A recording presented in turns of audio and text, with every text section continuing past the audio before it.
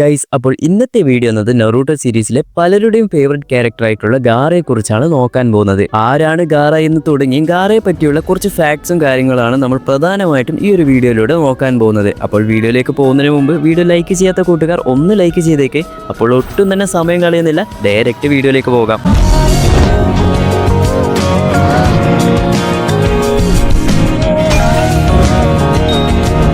ആദ്യം തന്നെ ഇവിടെ ഗാറ എന്ന പേരിന്റെ അർത്ഥം നോക്കിക്കഴിഞ്ഞാൽ സെൽഫ് ലവിങ് ഡീമൺ. ഇതിൽ തന്നെ ഗാറയുടെ ക്യാരക്ടർ എന്താണെന്ന് നമുക്ക് കിഷിമോട്ടോ പറഞ്ഞു തരുന്നുണ്ട്. കാരണം നമുക്കറിയാം ഗാറ എന്ന് പറയുന്നത് ഒരു ജിഞ്ചുരുക്കിയാണ്. ഗാറയുടെ ഉള്ളിലാണ് ആ ഒരു വൺ ടെയിൽ ബീസ്റ്റ് ഉള്ളത്. ഈ ഒരു ടെയിൽ ബീസ്റ്റിന്റെ പേരാണ് ഷുക്കാക്കു. നമ്മുടെ ഗാറ ജിഞ്ചുരുക്കി ആകാനുള്ള പ്രധാന കാരണം എന്ന് പറയുന്നത് സാൻഡ് വില്ലേജിലെ ഗാറയുടെ ഫാദർ ഗാറയെ ജിഞ്ചുരുക്കി ആക്കാം എന്ന് പ്ലാൻ ചെയ്യുന്നു. കാരണം ആ ഒരു ടൈമിൽ നോക്കിക്കഴിഞ്ഞാൽ സാൻഡ് വില്ലേജിൽ ഫിനാൻഷ്യലി പോലുള്ള പല പ്രശ്നങ്ങളും ഇവിടെ നടന്നിരുന്നു. ഇവരുടെ വില്ലേജിന് വേണ്ടി സ്വന്തമായിട്ടൊരു ഡിഫെൻസീവ് സിസ്റ്റം വേണമെന്ന് കരുതി ഗാറയെ ജിഞ്ചുരുക്കി ആക്കുന്നു. ഓൾറെഡി ടെമരിയും കാങ്കറും ഉണ്ടെങ്കിലും മൂന്നാമത്തെ കുട്ടിയായിട്ടുള്ള ഗാറയാണ് ഇവർ തിരഞ്ഞെടുത്തത്. അങ്ങനെ ഇതൊക്കെ കഴിഞ്ഞാണ് ഗാറയുടെ സ്വഭാവം പതിയെ മാറാൻ തുടങ്ങുന്നത്. ഈ ഒരു വൺ ടെയിൽ ബീസ്റ്റ് ആയിട്ടുള്ള ഷുക്കാക്കുവിന് മറ്റു ഹ്യൂമൻസിനെ തീരെ ഇഷ്ടമല്ല. ഈ ഒരു സ്വഭാവവും പതിയെ നമ്മുടെ ഗാറയ്ക്കും വരാൻ വേണ്ടി തുടങ്ങി. ഈ ഒരു വൺ ടെയിൽ ബീസ്റ്റ് കാരണം ഗാറയ്ക്ക് പല രീതിയിലുള്ള പ്രശ്നങ്ങളും ഉണ്ടാകാൻ വേണ്ടി തുടങ്ങിയിരുന്നു. സത്യം പറഞ്ഞാൽ ഗാറയ്ക്ക് ഒന്ന് മര്യാദയ്ക്ക് ഉറങ്ങാൻ തന്നെ കഴിഞ്ഞിരുന്നില്ല. വൺ ടെയിൽ ബീസ്റ്റ് എപ്പോഴും ഗാറയോട് പറയും, നിന്നെ ഞാൻ കൊല്ലും,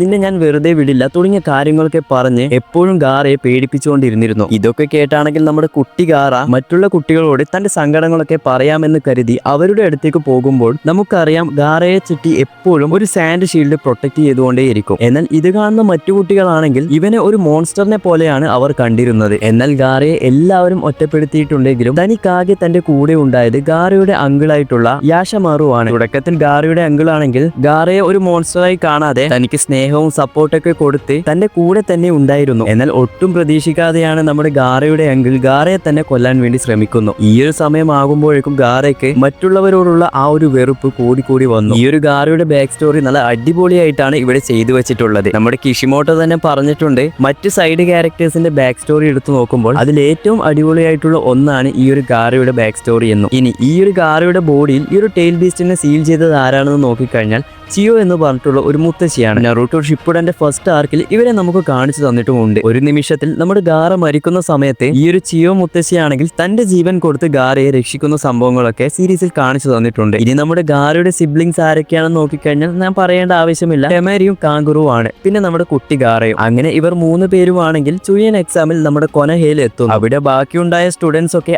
ആകെ പേടിച്ചിരുന്നത് നമ്മുടെ ഗാറയാണ്. ഇവർക്ക് പല മിഷൻസ് കൊടുത്ത സമയത്തും ഒരു ഡാമേജ് പോലും ഇല്ലാത്ത കുട്ടി എന്ന് പറയുന്നത് ഗാറയാണ്. എന്നാൽ നമ്മുടെ ഗാറയുടെ മേൽ ആദ്യമായിട്ട് കൈവച്ചത് നമ്മുടെ റോക്ലിയാണ്. ഞാൻ പറയേണ്ട ആവശ്യമുണ്ടെന്ന് തോന്നുന്നില്ല റോക്ലി വേഴ്സസ് ഗാറ എന്ന ആ ഒരു ഫൈറ്റ്. നറൂട്ടോ സീരീസിൽ തന്നെ one of the best fight എന്ന് പറയുമ്പോൾ അതിൽ ഇതും ഉൾപ്പെടും. എന്നാൽ നമ്മുടെ റോക്ലി ആണെങ്കിൽ ഗാറയെ ഡിഫീറ്റ് ചെയ്യും എന്ന് വിചാരിച്ച് നിൽക്കുമ്പോൾ ഗാറയും വെറുതെ വിടുന്നില്ല. റോക്ലിയെ ഇനി ഫൈറ്റ് ചെയ്യാൻ കഴിയാത്ത രീതിയിൽ ഗാറ അത്രയധികം ഡാമേജ് കൊടുക്കുന്നുണ്ട്. ഇനി ഗാറയെ എപ്പോഴും ഒരു സാൻഡ് പ്രൊട്ടക്ട് ചെയ്യുന്നത് നമ്മൾ കണ്ടതാണ്. എന്നാൽ നമ്മൾ ആദ്യം കരുതിയിരുന്നത് ഇത് ആ ഒരു വൺ ടെയിൽ ബീസ്റ്റിന്റെ പവർ ആണ്. എന്നാൽ ഇതിന്റെ സത്യാവസ്ഥ എന്താണെന്ന് അവസാനമാണ് നമുക്ക് കാണിച്ചു തരുന്നത്. അതായത് ഗാറയെ പ്രൊട്ടക്ട് ചെയ്യുന്ന ഈ ഒരു ഷീൽഡ് ഓഫ് സാൻഡ് എന്ന് പറയുന്നത് സത്യം പറഞ്ഞു കഴിഞ്ഞാൽ ഗാറയുടെ അമ്മ ഗാറയ്ക്ക് കൊടുത്ത ഒരു ഗിഫ്റ്റ് ആണെന്ന് വേണമെങ്കിൽ പറയാം. അതായത് നമ്മുടെ ഗാറ ജനിച്ച സമയത്ത് വീക്കായിട്ട് ഒരു ആരോഗ്യമില്ലാത്ത ഒരു കുട്ടിയെ പോലെയാണ് ജനിച്ചത്. ഈ സമയം തന്റെ അമ്മയാണെങ്കിൽ ഗാറയുടെ സാൻഡിൽ തന്റെ ചാക്ര മിക്സ് ചെയ്ത് ഒരു ഷീൽഡ് പോലെ ഗാറ പോലും അറിയാതെ പ്രൊട്ടക്ട് ചെയ്തുകൊണ്ടിരിക്കുകയാണ്. എന്നാൽ ഇത് അവസാനം വാറാക്ക് ടൈമിലാണ് ഗാറയുടെ ആ ഒരു ഷീൽഡ് ഓഫ് സാൻഡ് ഗാറയുടെ ആ ഒരു അമ്മയുടെ രൂപത്തിൽ വരുന്നതും തന്നെ പ്രൊട്ടക്ട് ചെയ്യുന്നതൊക്കെ. ഈ ഒരു സീനൊക്കെ സത്യം പറഞ്ഞു കഴിഞ്ഞാൽ കുറച്ചധികം ഇമോഷണൽ ആക്കിയിരുന്നു. ഇനി നമ്മൾ മെയിൻ ആയിട്ടുള്ള ഒരു കാര്യം പറയാൻ മറന്നുപോയി. ഗാറയുടെ ഏറ്റവും ബെസ്റ്റ് ഫ്രണ്ടും അതുപോലെ ഫസ്റ്റ് ഫ്രണ്ടും എന്ന് പറയുന്നത് നമ്മുടെ നറൂട്ടോയാണ്. നമുക്കറിയാം തുടക്കത്തിൽ ഗാറ എങ്ങനെയായിരുന്നു, എത്രത്തോളം ഈവിൾ ആയിരുന്നു തുടങ്ങിയ കാര്യങ്ങളൊക്കെ. ആ ഒരു ഗാറയെ പഴയതുപോലെ ആക്കിയത് നമ്മുടെ നറൂട്ടോയാണ്. കാരണം നറൂട്ടോ ഒരു ജിഞ്ചുരിക്കി ആയതുകൊണ്ട് നമ്മുടെ ഗാറയ്ക്കുണ്ടായ പ്രശ്നങ്ങളൊക്കെ നമ്മുടെ നറൂട്ടോയ്ക്ക് ഊഹിച്ചെടുക്കാൻ പറ്റുന്നതേ ഉള്ളൂ. അതായത് ഒരു ജിഞ്ചുരിക്കിക്ക് മാത്രമേ മറ്റൊരു ജിഞ്ചുരിക്കിയെ മനസ്സിലാക്കാൻ സാധിക്കുള്ളൂ എന്ന് പറയുന്നത് പോലെ. പിന്നെ നമ്മൾ നറൂട്ടോയെ പറ്റി പറയേണ്ട ആവശ്യമില്ലല്ലോ. ഒട്ടുമിക്ക